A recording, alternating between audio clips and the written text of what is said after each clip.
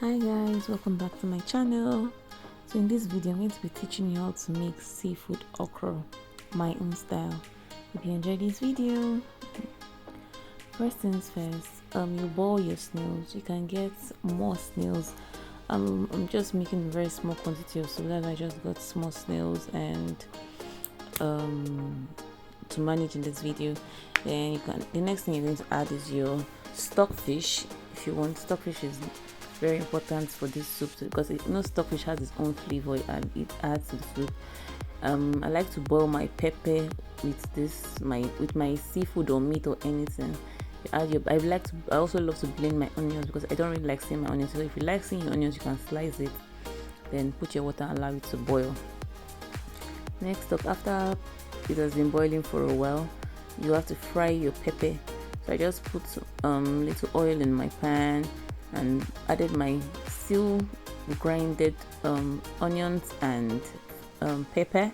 So I used yellow pepper and red pepper here, so feel free to just use only the yellow pepper if that's what you have in your area, or if it's yellow pepper has this distinct flavor it adds to the soup.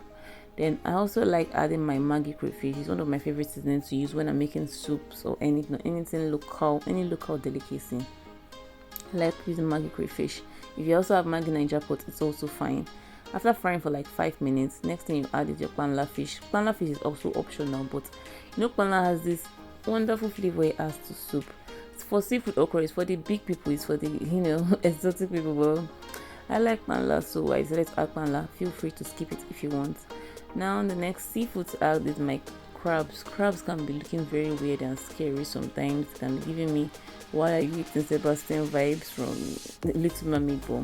Crab is very important because there's no seafood without crabs. Like, what is not inside the soup? Is it just Titus fish? You have to have at least one crab, duh. So I added my crabs here. This is me adding more seasoning cube. You can, make sure you taste your food. If you're following my recipe, make sure you're tasting because it might not be the same quantity we're using, but if you're using the exact same quantity, feel free to add more seasoning cube at this point. Then next thing you're going to add is your prawns. At this point, I'm adding all my seafood step by step. I just added my prawns now because I just want them to fry a bit. I'm still going to take it out very soon. So I just covered it and allowed it to steam, like as it's frying, it's steaming because I didn't add water at that point. Now this is me adding the water, my stockfish stock or my snail stock basically. So this is me adding the stock of it into the soup. So whatever stock of your fish or whatever you bought, this is the time you add it to your pepper mix. Then you mix it well and allow it to go down very well. And after that, at this point, you have to add your fresh fish if you're using, which is important that you use. You can't make seafood without fresh fish. So you're going to add your fresh fish at this point. I'm using catfish for this recipe, so feel free to use any other type of fish you may prefer. Don't be boring with your fish. Titus is boring. We eat Titus every other day, so I don't want to use Titus fish for my seafood. So I decided to use catfish. You can also use nice fishes. I don't, from the top of my head, I can't remember so many fishes. Okay, yeah, croaker fish is also a nice fish to use for this recipe.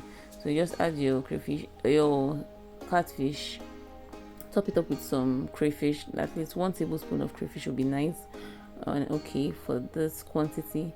Then allow it to boil for, let me say, 10 minutes. At this point the fish will be done. The fish was done already.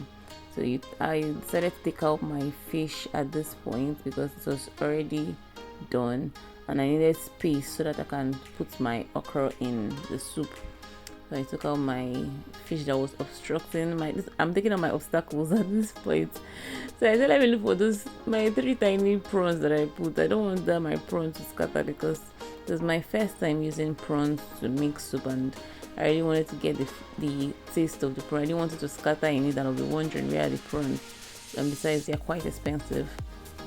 So I took out my prawns and some of my crabs so they won't end up scattering in the soup. So after doing that, I decided to pound my okra. I cut my okra to big chunks because I didn't want to blend it and I didn't want to pound it whole.